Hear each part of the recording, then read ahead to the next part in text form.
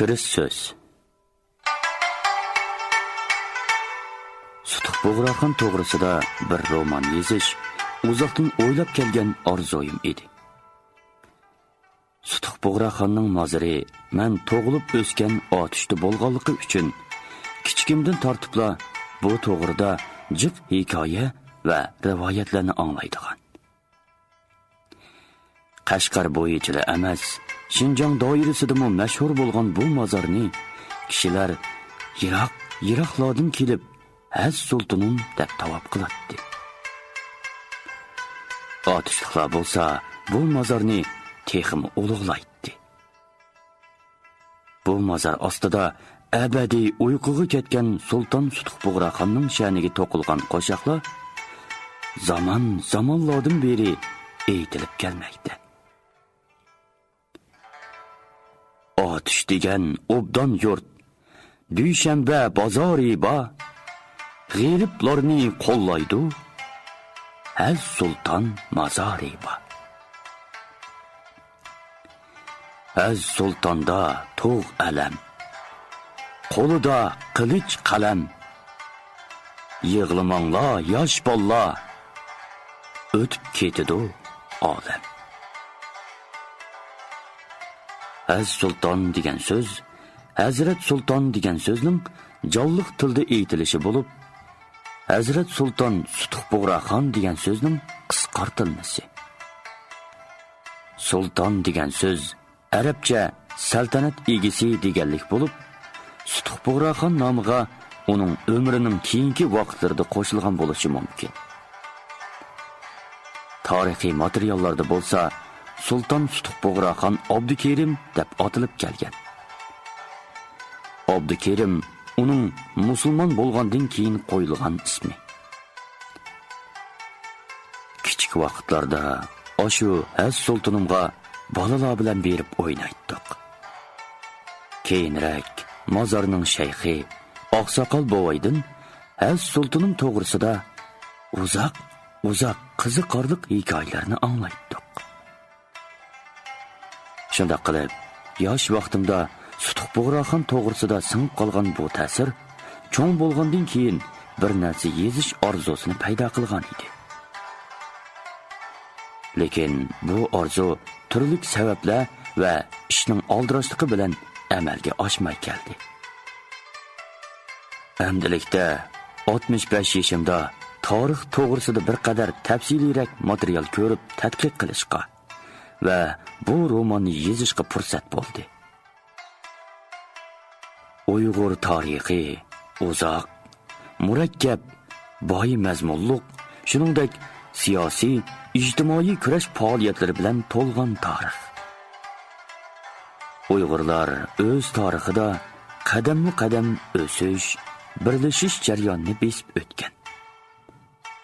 Ya'ni urug'lar birlashib qabilaga, qabilalar birlashib ulusqa, uluslar birlashib texmi cho'ngroq xalqlar turkumiga taraqqiy qilgan.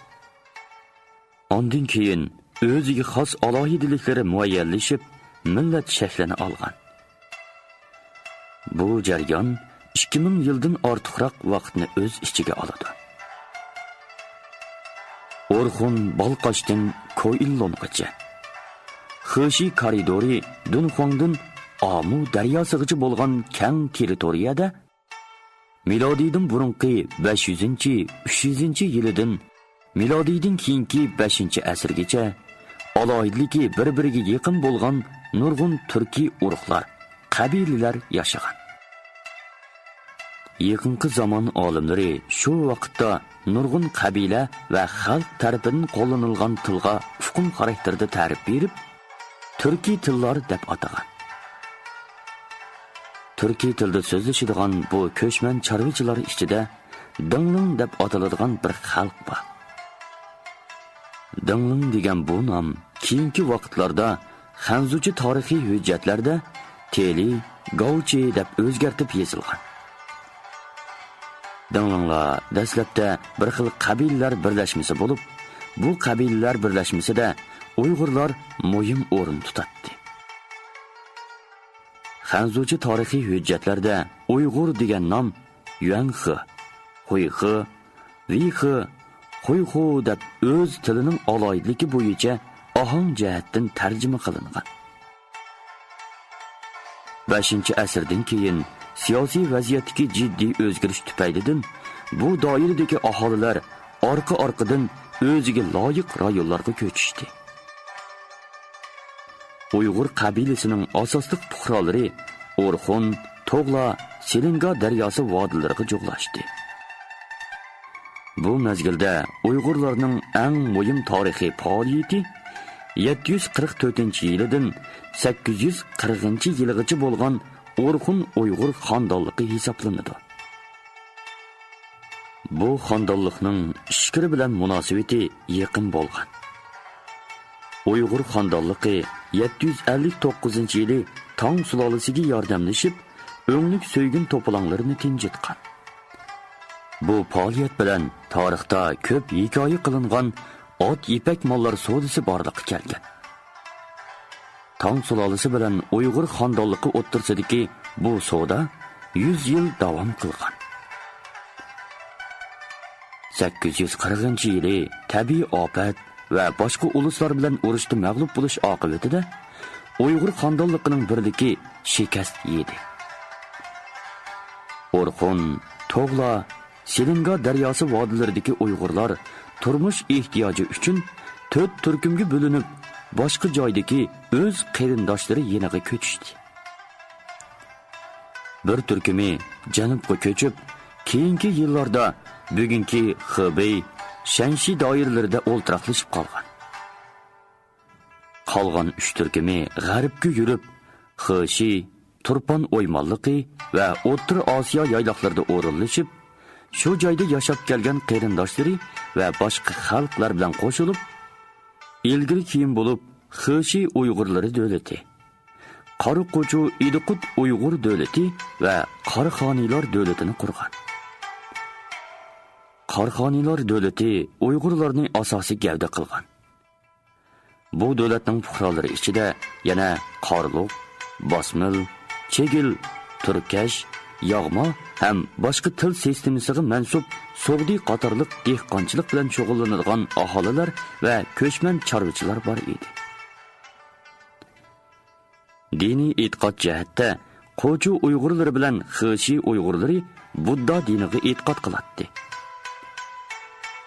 Bug'raxonning birinchi bo'lib islom dinini qabul qilishi bilan bu din butun Qarxoniylar xonadonligining davlat dini bo'lib qolgan.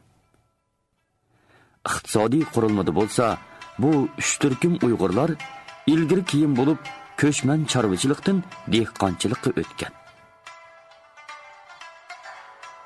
Bu o'zgarishni mayli jamiyat xohishi keltirib chiqargan bo'lsin va mayli tarixiy shaxslarning faoliyati keltirib chiqargan bo'lsin, u muqarrar yo'sinda g'oyat zo'r inkas qo'zg'agan ham giralishib ketgan murakkab ziddiyatni paydo qilgan. Murakkab ziddiyatni paydo qiluvchi yana bir omil qurolliq to'qinish yoki urush edi.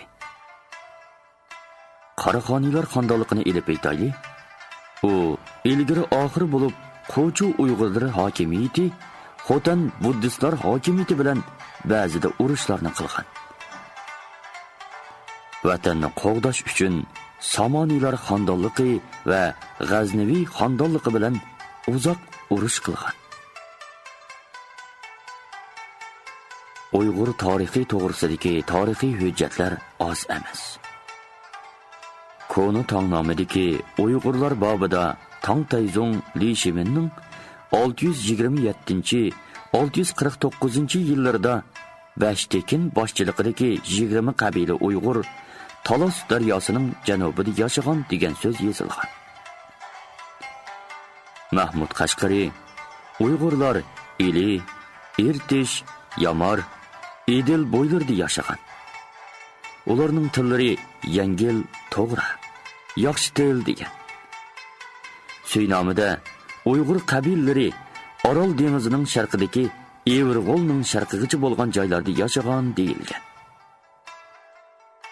Parij oliy maktabining professori Henri Massi 10-asrda O'rta Osiyo Uyg'ur, Qorluq, O'g'uzlarning makoni edi degan. Uyg'urlar qadimki turk qabilalariga mansub bo'lib qolmay, ular turkiy xalqlar orasiga keng taralgan. Bartold Radlovning qarishini quvvatlab, Uyg'ur turk deb atagan. Orxun Uyg'ur Xaqoni Mo'yincho'rning qabrisidagi 8-asrning o'ttirlariga munosabatlik mangu toshda Qalmis bodun 10 Uyg'ur 9 O'g'uz o'za 100 yil o'lurib deyilgan.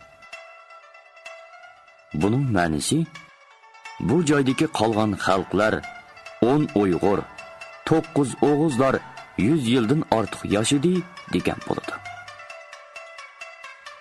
Demak, Uyg'urlar 3-asrdan xeyli ilgirlar mavjud bo'lgan. Ko'chma davlati bo'lgan, jamiyati bo'lgan. 7-8-asrlarda Uyg'urlarning rasmiy davlati bo'lgan. Qadimki Budda dini kitobini Uyg'urcha tarjima qilgan bir tekstda Uyg'ur ili Olik O'rton ulusda to'sib bolgur, ya'ni Uyg'ur davlatida ulusda ilik Xaqon bo'lgan deb yozgan. Xanzu tarixchisi Huang Wenbining Turpon degan asrida ulug' Uyg'ur davlati deyilgan.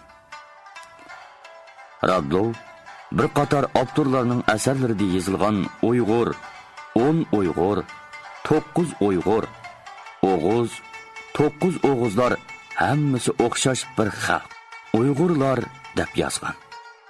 Yuqoridagi paketlarga asosan shuni muqimlashtirish mumkinki, Uyg'urlar o'rta asrlarda to'yuqsiz maydonga chiqib qolgan yoki tamoman boshqa yoqdan kelib qolgan xalq emas.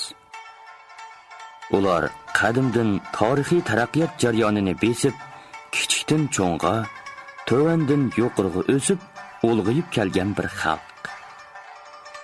Ular o'z amaliyotida siyosiy, iqtisodiy, madaniyat jihatlarda davrma-davr taraqqiy qilib qolmasdan, boshqa turkiy xalqlarning va Xanzu xalqining taraqqiyotiga ta'sir ko'rsatgan. Albatta, Uyg'urlarning mu Xanzularning va boshqa xalqlarning ham allarning har taraflama yordamiga ega bo'lganligi tabiiy. Qarxoniylar xonadonligi Jungu tarixida, Uyg'ur tarixida, turkiy tilda so'zlashadigan xalqlarning tarixida ijtimoiy tuzumining taraqqiyoti, madaniyat saviyasining yuksakligi, vaqtining uzoqligi jihatlarda Konu Urxun daryosi vodisidagi qadim Uyg'ur qog'onligidan ham Qoraquvchi Uyg'ur xonadonligidan alohida farq qiladigan cho'ng qudratli hokimiyat bo'lib hisoblanadi. U siyosiy, ijtimoiy, iqtisodiy va madaniyat jihatlarda o'z zamonasining yuqori pallasiga ko'tarilgan. Dunyoga donliq bo'lgan Uyg'urlar tarixidagi eng shavkatlik ilmiy muvaffaqiyatlar Qutatg'ubilik, Turkiy tillar divoni, Hibbatul Haqoiq qatorliq nodir asarlar, Yusuf Bolasag'uni, Mahmud Qashqari va Ahmad Yuknakidek ulug' olimlar mushu davrda dunyoga kelgan. Shunga bu davrni Uyg'urlar tarixining taraqqiyot jarayonidagi gullangan oltin davri deb atash to'g'ri ilmiy yakun. Har qanday ijtimoiy hodisa to'yuqsiz paydo bo'lmaydi. U muayyan tarixiy davrning mahsuli. Uningda siyosiy, iqtisodiy ham madaniyat omillari yo'g'rilgan bo'ladi. Qaraqoniylar hokimiyatining qurilishi, qudrat tepishi va o'z doirasidan xalqib, qo'shni hokimiyatlarning siyosiy, iqtisodiy va madaniy hayotiga hal qilg'uch ta'sir ko'rsatganligidan iborat tarixiy paket o'sha nuqtani isbotlaydi. Qaraqoniylar xonadonligining tarixi yana shuni uqtirdiki, bu hokimiyat siyosiy jihatda o'z davridan holqib turadigan oqilonlik. Iqtisodiy jihatda o'z davrini siljitish xarakteridagi yuksalish. Madaniyat jihatda aslidagi Uyg'ur madaniyatiga vorislik qilish asosidagi umumlashtirish va cho'nqurlatish qatorliq ijtimoiy taraqqiyot jarayonida zarur bo'lgan ilg'or omillarga ega edi. Shu sababdan bu hokimiyatning siyosiy hayoti uzoqcha muqim turg'unlikka ega bo'lgan.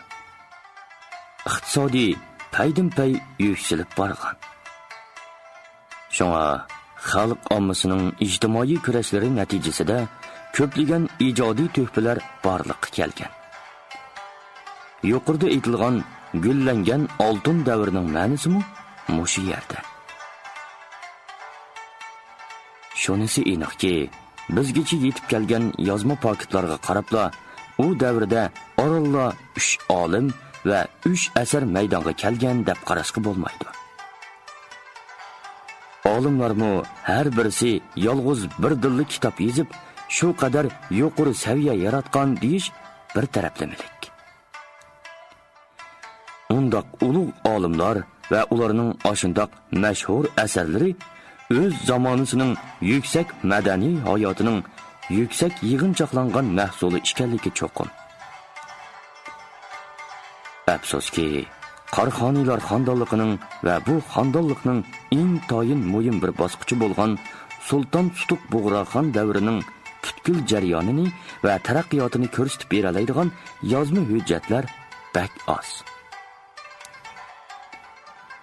Bu romanda vaqt jihatdan Sutuq Bug'roxon va uning hukmronlik mazgili asos qilinganligi uchun shu davrda bir qadar chopson taraqqiy qilib, Qarxoniylar xonadonligining taraqqiyotiga asos solgan yuksalish ko'zda tutildi. Sulton Sutuq Bug'roxon hukmronlik qilgan mazgil Qarxoniylar xonadonligi davridagi vaqti eng uzoq. Ichki ahvoli bir qadar muqim. Olg'i besishi tezroq mazgil bo'lib, uning davrining mundoq aloyilliklari bor. Birinchi, ilgirki tajribalarga asoslanib, bir qadar mukammal feodallik harbiy davlat tuzumi va yonchilik feodallik ijtimoiy egilik maydonga kelgan. Qarxoniylar xonadonligi bugungi O'rta Osiyo, Mavara-un-Nahr, Yatsu rayoni va Torim vodisining g'arbiy qismini o'z ilkida tutib turgan. Bu doira Osiyo bo'yicha hammadan burun dehqonchilik va chorvachilik vujudga kelgan rayonlarning biri edi. Bu doira ichida turoqliq dehqonchilik aholilari, shundaqla ko'chman chorvachilik bilan shug'ullanuvchi qabilalarmi bor edi. Egidorchilik tuzumi bo'yicha aytganda, bu doirada feodal pomishchiklar, nasablik to'rilar, harbiy amaldorlarning xususiy egidorchilik qilish tuzumi mavjud edi. Demak, Qarxoniylar xonadonligi ko'p qatlamliq va ko'p shakllik iqtisodiy tuzumni yo'lga qo'ygan. Mavara-un-Nahr rayonida bo'lsa, Elikxon va Ektor shakli orqali davlat bevosita egidorchilik qilish tuzumi saqlab qo'yilgan. Qulluq davrining koni tuzumlari sundirilib, feodallik davrining yangi tuzumlari tiklangan. Ilgirki yirik va o'ttiri quldorlar yangi yirik, o'ttira va to'van yer egilariga aylangan. Masalan, ko'p miqdorda yer va chorva molga ega bo'lgan ektorlar, xon jamatlari, harbiy amaldorlar, cho'ng zamindorlar. Bular bo'lsa, davlatda yuqori iqtisodiy egilikka va ma'muriy huquqqa ega bo'lgan eksploatatsiya qilguvchi yuqori tabiqalar edi. Bulardan boshqa cho'ng savdogarlar, jazoni xo'rlar, qo'l hunar xo'jayinlari, korxonalar maydonga kelgan. Oz yerlik dehqonlar va oz molliq chorvachilar yillik, uzoq yillik va umr bo'yi setilgan ayol dehqon chorvachilar, qo'l hunarvallari va to'van xizmatchilar.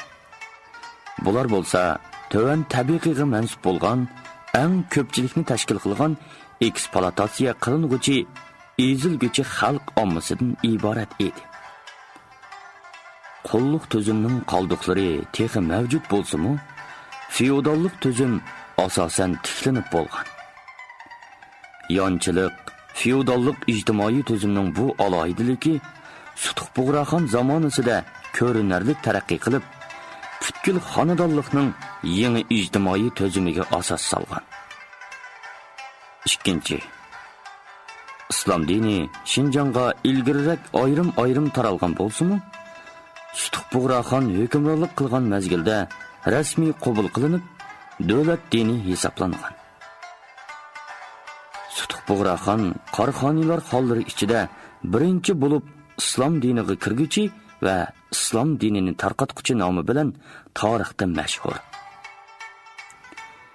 Islom dinining mustahkam buddistlar hisoblangan Qarxoniylar xonadonligi xalqlari orasida tarilishi diniy e'tiqod jihatdagi cho'ng bir o'zgarish bo'lib qolmay, u tabiiy yo'sinda odat yo'sin, ideologiya jihatlardami ta'sir ko'rsatib, bir qator tuplik o'zgarishlarga turtki bo'lgan. Shundaqla islom dini vositasi bilan Uyg'urlarning va bu yoqdagi turkiy tilida so'zlashadigan xalqlarning Xorason va O'rta Sharq allari xalqlari bilan bo'lgan madaniy va iqtisodiy munosabati kuchaygan. Kun chiqish va kun petishdagi ko'plagan uluslar bir xil til sistemasida so'zlashadigan bo'lib qolmasdan, bir dinga, islom diniga e'tiqod qiladigan bo'lganlikdan, bu ahvol qabila, ulus va xalqlarning tillarining texmo yiqilishib, taraqqiy qilishida, o'rtaq madaniyatini rivojlantirishda va o'zaro hamkorlikni kuchaytirishda ma'lum ijobiy rol o'ynagan. Qarxoniylar xonadonligi davlatining ma'muriy tuzumi bu xil ko'p qatlamlik va ko'p shakllik ijtimoiy tuzumga uyg'unlashish ehtiyoji bilan tiklangan. Ko'chman chorvachilik rayonida Qarxoniylar xonadonligi har qaysi qabila boshliqlarining an'anaviy huquqini e'tirof qilish bilan birga, yana ularga ma'lum ma'muriy huquqni bergan. Masalan, adliya, omonlik saqlash, xonadonlik uchun bojsilik to'plash va hokazolar. Mavara-un Nahir ham Tangirtog'ning janubida bo'lsa, Qarxoniylar xonadonligi bevosita boshqarishni yo'lga qo'ygan. Uning belgisi shuningdan iboratki, bu doirada har darajalik amaldorlarning mansabga tayinlanishi va mansibidan ilib tashlanishi xon tarafidan belgilanadi. Bu amaldorlar xonning farmoni va muddosi bo'yicha ish bajarishi kerak edi. Qarxoniylar xonadonligi o'zining bu ijtimoiy tuzumi va ma'muriy tuzumining bemalol yurgizilishiga kepillik qilish uchun bir qator qonun va nizomni turg'izgan. Masalan, jinoyat qonuni, boj-soliq nizomi, yer suv to'g'risidagi nizom, qo'llarni setish, setib olish va eksploatatsiya qilish nizomlari va boshqalar. Davlat tuzumida o'z vaqtida xeyli ilg'or bo'lgan xalqchilikmi bo'lgan. Masalan, eng oliy huquqliq Bug'raxonning rahbarligi ostida davlat qurultiyi echish, Uyg'urish halqisi deb atalgan 3 kishilik yuqori huquqliq organ va davlat o'rdi kengashi bo'lgan. Qarxoniylar xonadonligining feodallik jamiyat tuzumiga muvofiq bo'lgan bu davlat tuzumi asosan Sutuq Bug'raxon zamonasida maydonga kelgan va taraqqiy qilgan. Bu asarda davlat tuzilmasining o'sha vaqtdagi mushu xususiyatlari bayon qilindi. Qarxoniylar xonadonligi qurilgan dastlabki mezgillarda va shuningdan keyingi 100 yildan ortiq vaqt ichida o'rta tuzlanlikdagi markaziy hokimiyat yemirilishga yuz tutib, bo'linish vaziyatida turib keldi. Zavollikqa yuz tutgan tong sulolasi, dehqonlar qo'zg'oloni va harbiy isyonlar tarafidan gumron bo'lib, choq chekidan bo'sildi. Milodiy 860-yilidan boshlab ilgari keyin bo'lib, Chupu rahbarlik qilgan dehqonlar qo'zg'oloni va Pangshun rahbarlik qilgan harbiy isyon portladi. Milodiy 874-yilga kelganda, oxiri Wang Shenji boshchiligidagi butkul mamlakat ko'lamlik cho'ng qo'zg'olon portladi.